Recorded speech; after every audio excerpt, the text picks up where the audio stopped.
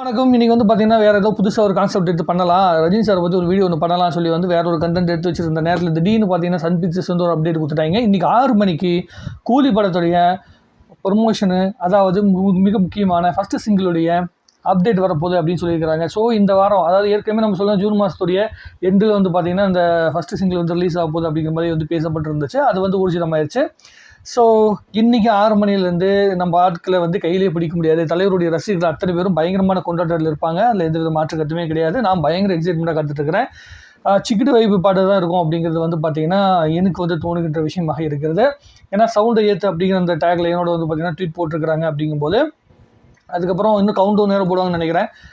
3 மணி நேரத்துக்கு அப்புறம் 4 மணி நேரத்துக்கு அப்புறம் அப்படின்னு சொல்லிட்டு வந்து நிறைய அப்டேட் வந்து வரப்போகுது. அதுக்குண்டான வாய்ப்புகள் மிக அதிகம். சன் பிக்சர்ஸ் அதுக்காக தயாராகிட்டாங்க அப்படிங்கிறது புரியுது.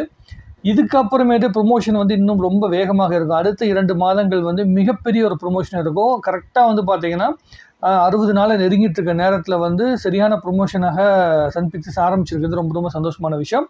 இதில் வந்து ஏற்கனவே சொல்லப்பட்ட மாதிரி டிஆர் அவர்களும் அனிருத் அவர்களும் சேர்ந்து வந்து பார்த்திங்கன்னா ஒரு 3 நிமிஷம் ப்ரொமோஷன் வீடியோ வந்து பண்ணியிருக்கிறதா சொல்லப்படுது. ஸோ டிஆர் அவர்களுடைய பாட்டு தான் இந்த சிக்கிடு வைப் அப்படிங்கிறது. ஸோ அந்த பாட்டில் டிஆர் அவர்கள் என்ன மாதிரியான லுக்கில் வராது, என்ன மாதிரி அவருடைய அந்த எனர்ஜி இருக்குல்ல, அது எப்படி இருக்குது அப்படிங்கிற விஷயத்தை பார்க்கணும். பக்கமாக இன்னொரு பாட்டு கூட டிஆர் சாரோட பாட்டு வந்து ரிலீஸ் ஆயிடுச்சு. அதுலேயும் அவரோட எனர்ஜி வந்து பார்த்திங்கன்னா பயங்கரமாக இருக்குது. ஒரு காலத்தில் டிஆர் அவர்கள் வந்து பார்த்திங்கன்னா தன்னோட படத்துக்கு மட்டும் மியூசிக் பண்ணணும், அதுக்கு மட்டும் தான் பாட்டு பாடணும் அப்படிங்கிற ஒரு சூழ்நிலைக்குள்ளே வந்து இருந்தார். அதை வந்து பார்த்திங்கன்னா நிறைய படங்களுக்காக மாற்றினார். முதல்ல வந்து சிம்பு அவர்களுக்காக மாற்றினார். அதுக்கப்புறமேட்டு பல பேர் வந்து கேட்கும்போது ஸோ நம்மளுடைய டேலண்ட்டு, அவர் மேலே இருக்கிற ஒரு அபிப்பிராயம் அப்படிங்கிற விஷயம் வந்து இன்னும் பாசிட்டிவாக போகட்டும் அப்படிங்கிறத வந்து இந்த ஜென்ரேஷன் தகுந்த மாதிரி புரிஞ்சுக்க ஆரம்பிச்சிட்டாரு. அதனால் டிஆர் அவர்களுடைய அந்த திறமை வந்து பார்த்திங்கன்னா அவருடைய குரலில் இருக்கிற அந்த எனர்ஜி அப்படிங்கிறது வந்து எல்லா இடங்களையுமே வந்து பார்த்திங்கன்னா போய் சேருது அப்படிங்கிறது ரொம்ப ரொம்ப சந்தோஷமான விஷயம். ஏன்னா இந்த இண்டஸ்ட்ரியிலே மிக அதிகமாக ஒதுக்கப்பட்ட ஒரு ஹீரோவாக வந்து பார்த்திங்கன்னா அவர் இருந்தார். யாருமே பெரிய டெக்னீஷியன் யாருமே அவருக்கு வந்து கூட வந்து ஹெல்ப் பண்ணவே இல்லை.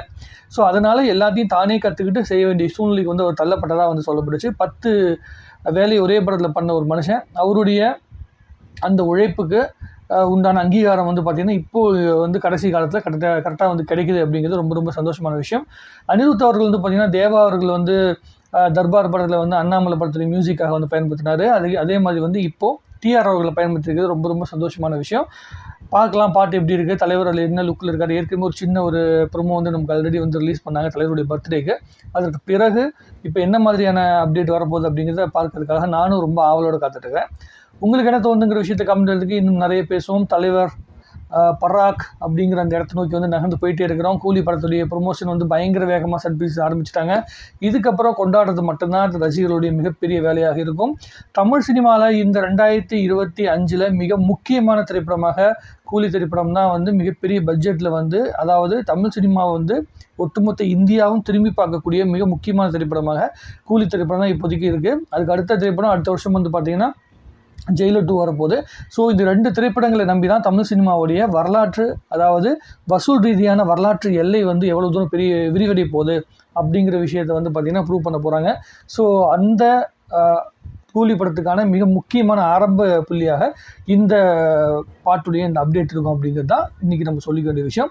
உங்களுக்கு என்ன தோணுது, நீங்கள் எவ்வளோ எக்ஸைட்மெண்ட்டாக இருக்கீங்க அப்படிங்கிற விஷயத்தை கமெண்ட் எழுதுங்க. இன்னும் நிறைய பேசுவோம். வாழ்க தமிழ்நாடு, வாழ்க தமிழ் சினிமா.